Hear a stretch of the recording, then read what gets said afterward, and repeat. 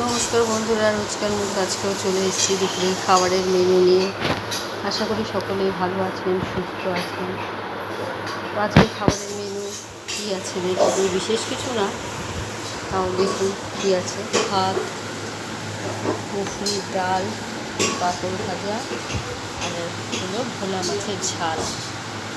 আজকে আমাদের এই খাওয়া। তো কেমন লাগছে আমাকে একটা কমেন্ট করে জানাবেন। খারাপ লাগলেও বলবেন, ভালো লাগলেও বলবেন। আপনাদের মতামতের প্রয়োজন আছে।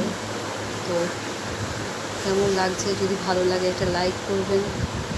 তো আপনারা সকলে আশা করি সুস্থ আছেন, আপনারা ভালো থাকুন, সুস্থ থাকুন, এটাই আশা করি।